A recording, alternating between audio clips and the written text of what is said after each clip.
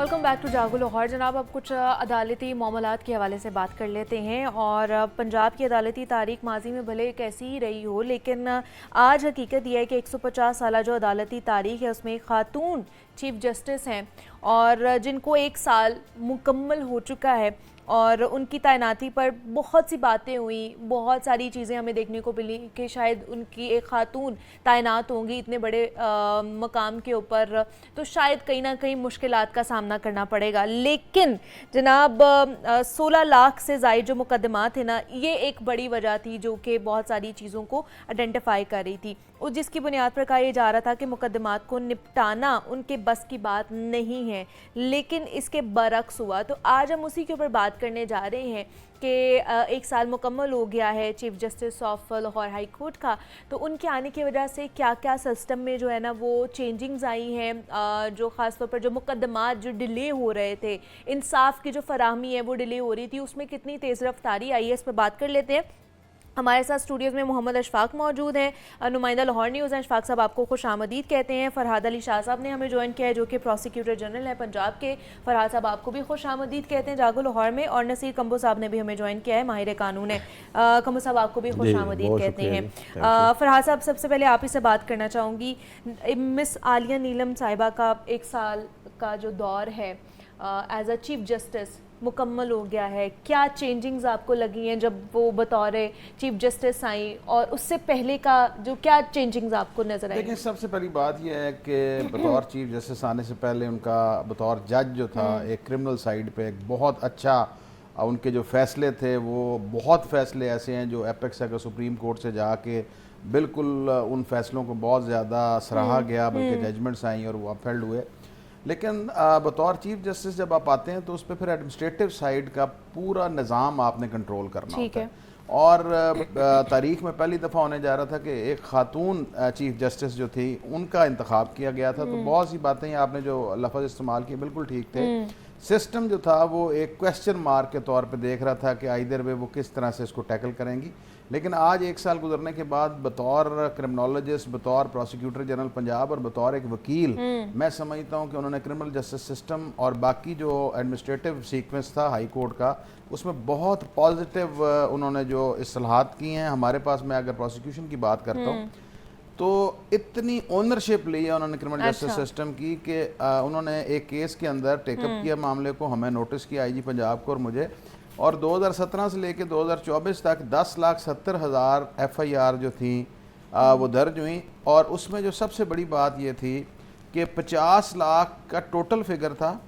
और 4,70,000 FIR जो थी उसका कभी चालान पुलिस ने बनाया ही नहीं था और send to court through prosecution हुआ ही नहीं था। तो ना सिर्फ वो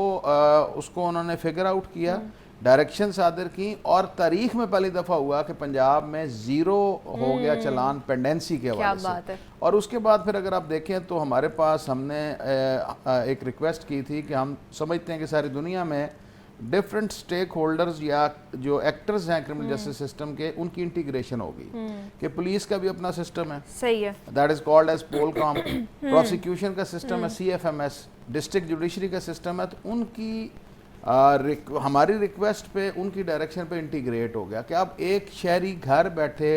एक सिंगल क्लिक पे देख सकता है कि उसका केस कब रजिस्टर्ड हुआ, ठीक है, किस IO को पहली दफ़ा मार्क हुआ, तफ्तीश का क्या मरहला चल रहा है, कब वो प्रोसिक्यूशन के पास आया है, अगर वो अदालत में चला गया है तो किस स्टेज पे चल रहा है। तो मैं समझता हूँ कि एक आम आदमी को जो इंसाफ की फराहमी की यकीनी सूरत हाल है वो इस वक्त पूरे तरीके से जो एक तो डिजिटलाइजेशन की तरफ चले गए और दूसरा ये कि और दूसरा ये कि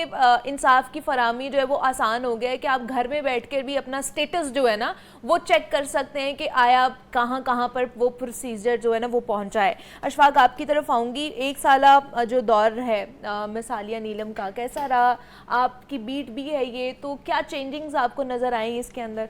देखिए, बुनियादी चेंजेस तो ये नज़र आई हैं कि चीफ जस्टिस मिस आलिया नीलम के आने के बाद लाहौर हाई कोर्ट में जो सिफारशी कल्चर था वो ख़त्म हो गया है। मनपसंद जजेस के पास केसेस फिक्स करवाना का रवाज ख़त्म हो गया,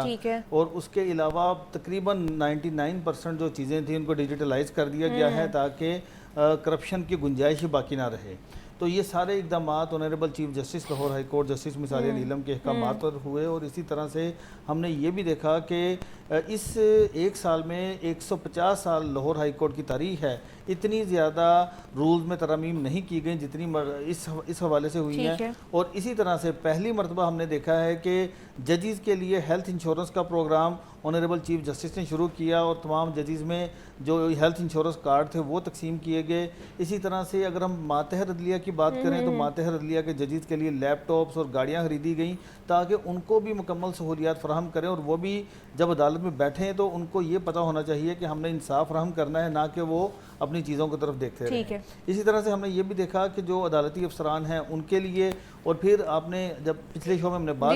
کی تھی کہ گاڑیاں ان سے واپس لے کر کروڑوں روپے کی جو بچت کی ہے ماہانہ سرکاری خزانے کی، یہ بھی ان کی بدولت ہی ہوا ہے، اقدامات کا حصہ ہے۔ اسی طرح سے ہم نے یہ بھی دیکھا کہ چیف جسٹس کی جانب سے جو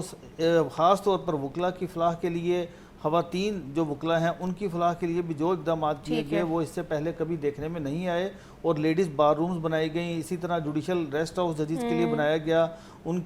کا انوگریشن ہوا۔ تو یہ جو ایک سال کا جو دورانیہ ہے یہ بالکل ہسٹوریکل ہے، اور جو اقدامات اس ایک سال میں ہوئے شاید ماضی میں پہلے نہیں دیکھنے کو ملے ہیں۔ ٹھیک ہے، میں نصیر صاحب آپ کی طرف آؤں گی۔ بار اور بینچ کی بھی چپکلشیں ہمارے سامنے رہتی تھیں، پرابلمز رہتی تھیں اگر ایک سال سے پہلے دیکھے جائیں، تو اب جو بار اور بینچ کی پرابلمز بھی آپ کو لگتا ہے کہ سارٹ آؤٹ ہو گئی ہیں مثالیہ نیلم کے آنے کی وجہ سے؟ جی بسم اللہ الرحمن الرحیم۔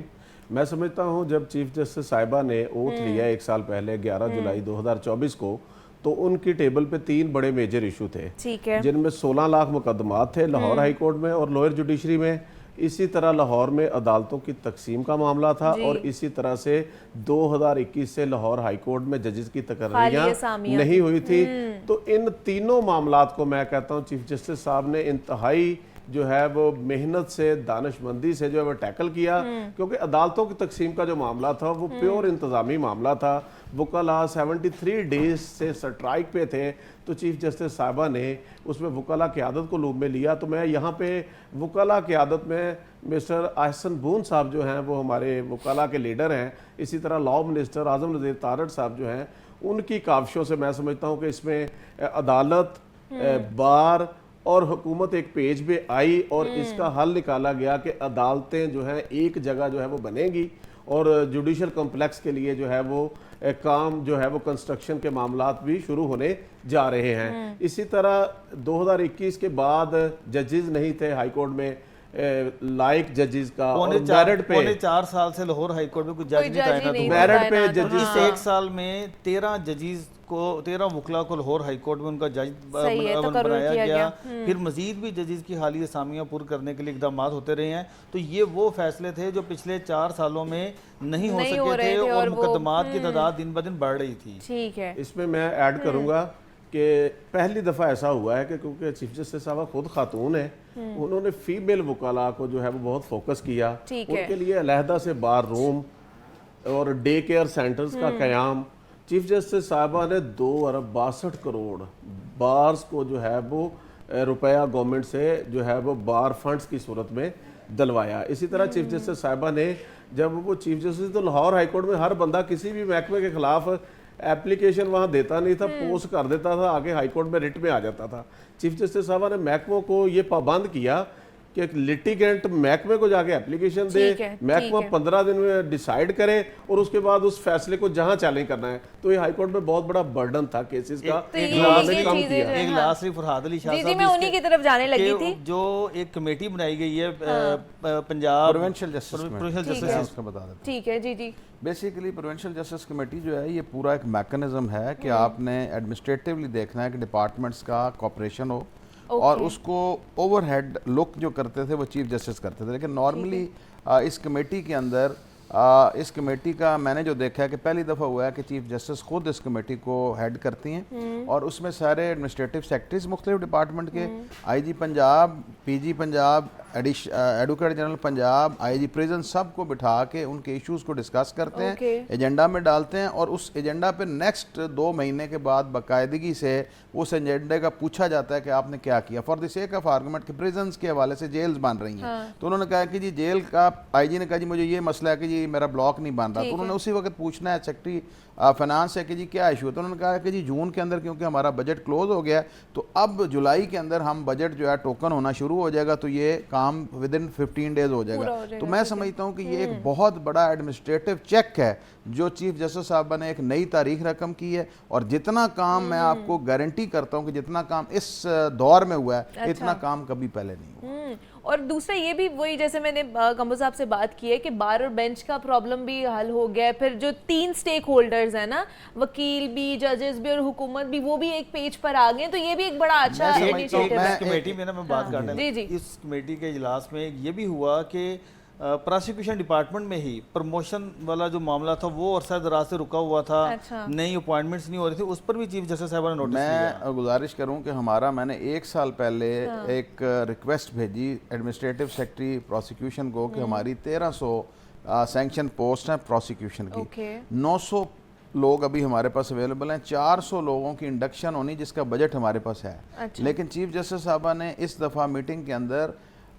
एजेंडे में ये डाल दिया कि नेक्स्ट मीटिंग से पहले ये 400 लोगों की इंडक्शन की जाएगी, और हमारे प्रोसिक्यूशन का सर्विस स्ट्रक्चर, हमारा ये डिपार्टमेंट 2006 में बना, लेकिन आज तक सर्विस स्ट्रक्चर ही नहीं बना था, तो उन्होंने ये भी एजेंडे में डाल दिया कि नेक्स्ट मीटिंग से पहले आप प्रमोशन के हवाले से जो प्रोसिक्यूशन डिपार्टमेंट के लोगों की प्रमोशन है इसका आप सर्विस स्ट्रक्चर बना के जमा करवाने के पाबंद हैं। तो मैं समझता हूँ कि एक छोटी सी मीटिंग के सीक्वेंस के अंदर प्रोसिक्यूशन डिपार्टमेंट के अफसरान का दरीना मसला जो था वो उन्होंने हल कर दिया और उसको एक ट्रैक पे चढ़ा दिया। तो मैं समझता हूँ कि ये उनके अंदर खुदादाद सलाहियतें हैं, और वी आर लकी इनफ कि हम उनके साथ एज ए टीम मेंबर काम कर रहे हैं, और कोशिश हम सब की यही है कि हम जो कॉन्स्टिट्यूशनली गारंटीज़ हैं, जो कॉन्स्टिट्यूशनल राइट्स हैं कि इंसाफ की फराहमी एक आम आदमी को उसके डोर स्टेप पे होगी इंशाल्लाह। जैसा भी कमोल साहब ने बात की ना बहुत ज़बरदस्त, कि इस 1 साल में ना लाहौर हाई कोर्ट में जो गैर ज़रूरी दरख्वास्तें दायर होती थी ना, उनकी रेशो आप 0 हो चुकी है, वरना हर साल गैर ज़रूरी दरख्वास्तों की तादाद 1 लाख से तजावुज़ करती थी। सही है। उन्होंने कहा कि